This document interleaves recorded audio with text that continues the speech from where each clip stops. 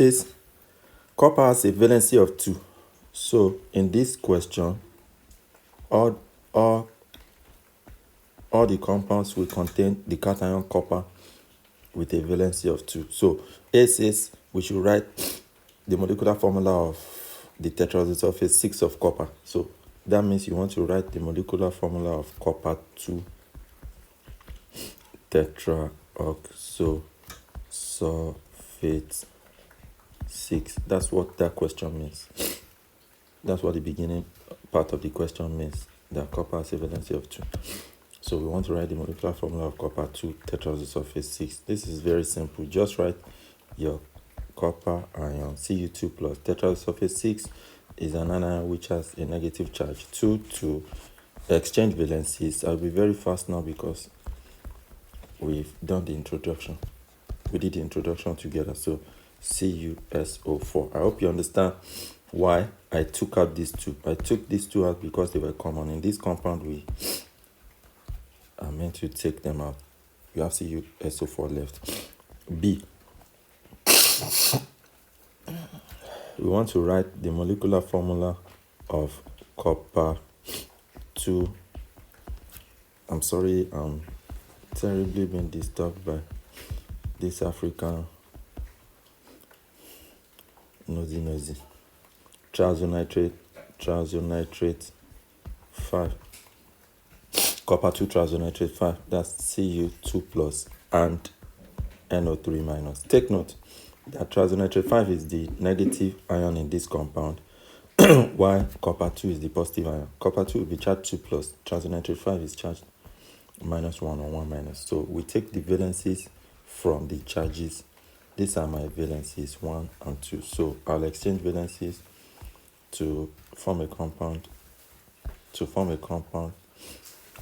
with the ions. So I'll have Cu1, then NO3 2. So the formula of copper 2 triazonitrate 5 is CuNO3 2. I hope you understand why I didn't put the 1 but left the 2. So C is simple. I want to write the molecular formula of copper 2 triazocarbonate 4. So let me write it here. Copper 2 trioxocarbonate 4. This means Cu2 plus. Take note, the triazocarbonate 4 anion is CO3 2 minus. So from the charges, I'll get valencies. To form a compound with the two ions, I'll exchange their valencies. I have Cu2. I'll get Cu2, then CO3 2. I hope you still remember why I'm keeping this CO3 anion in bracket, because it's made up of more than one element. So my compound will be CO3. Take note, I took out these two because in this compound it should be taken out. That's copper 2 triazocarbonate 4. D is copper 2 hydroxide. Copper 2 hydroxide is Cu2 plus, then OH minus 1 2. So this is Cu1 OH2. So Cu1 OH2 or CuOH2. I'll throw the one away. I'm sure you still remember why I had to do that. Copper 2 chloride. Copper 2 chloride. That's equally very simple. Cu2 plus. The chloride ion is charged Cl minus. So from the charges, I'll get their valencies. I'll exchange their valencies to write the molecular formula Cu1 Cl2. I don't need brackets here. Each of them is just a single element. Each ion is made up of just one element. So my compound will be CuCl2. Take note, I took this one out. I don't need to write it, but I'll leave the 2. F is copper 2 oxide. I think we did that in the last question. Copper 2 oxide. We did that in the last question, in question 5. Copper 2 is Cu2 plus. Oxide ion is always charged 2 minus, except in peroxides. So this is Cu2. This is Cu2O2. Oxygen O. Take note of my capital and small letter. Whenever the symbol of an element is made up of two letters, the first one is written as a capital C, for example, and the second is a small letter, just like you have in Na for sodium and so on. So this is CuO. In this compound, both the twos are taken out. So you get, Cu1, O1. Then you remove the ones and you get Cu2O. So number 7.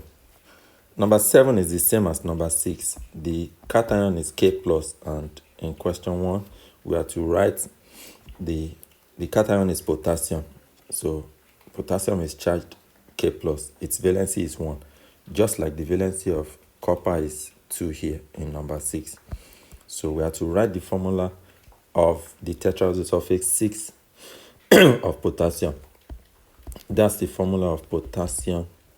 That's the formula of potassium tetraoxosulfate 6. So potassium is K plus. The tetraoxosulfate 6 anion is what? SO4 2 minus. That's 2, 1. I'll exchange valencies to form the compound K2SO4 1. So I don't need to write 1. So I can take the brackets out and throw away the 1. The compound formula is K2SO4. So B, 7B now. 7B. I'm to write the formula of potassium. The trioxynitrate 5 of potassium is called potassium trioxynitrate 5. So potassium is K plus, trioxynitrate 5 is NO3 minus 1, 1. That's what? K1 NO3 1. But here, I'm keeping NO3 in bracket because it's made up of nitrogen and oxygen. But since I don't need to write my 1, I can just remove all the 1s and the brackets. KNO3. Potassium trioxynitrate 5 is KNO3. D. Let's do D. Okay, C. I'm sorry. C. I've not done C. Potassium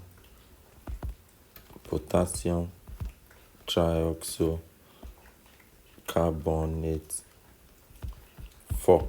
Take note that I'm supposed to write it in a single file, but my screen makes it impossible to do that here, so I'm breaking it. Potassium is K plus. The trioxocarbonate 4 anion is CO3 2 minus 1, 2. From the charges here, I'll get their valencies. From minus 2, I'll get the valency of the anion. So I'll exchange valencies to form compounds with the ion.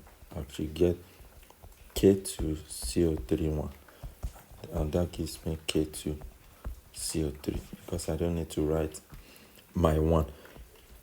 D now. In 7D, I want to write the formula of potassium hydroxide. Potassium hydroxide. Potassium is K plus. The hydroxide anion is OH minus 1, 1. Let me make that shorter. So I'll exchange valencies. I get K1 and OH1. K1 and OH1 means KOH, because the hydroxide is, just 1. So because we don't write our 1, I'll throw this 1 away and remove the brackets too. There's no need. So let's go to E. In E, I want the formula of potassium. I want the formula of potassium chloride. Potassium is K plus. The chloride ion is Cl minus. So it doesn't look like something else. 1, 1. I'll exchange valencies and I get K1 Cl1. I don't need to write all these ones, so I can just write KCl.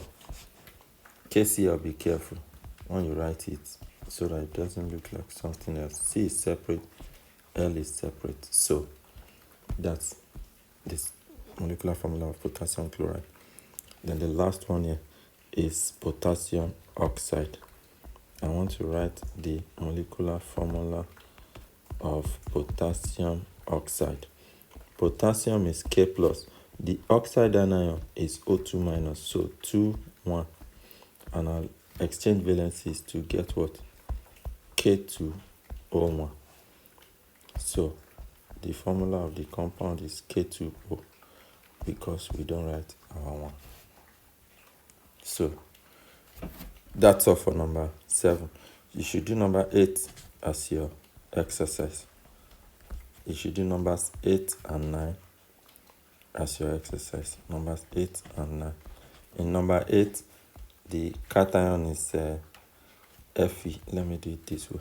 In number 8, you are writing ion.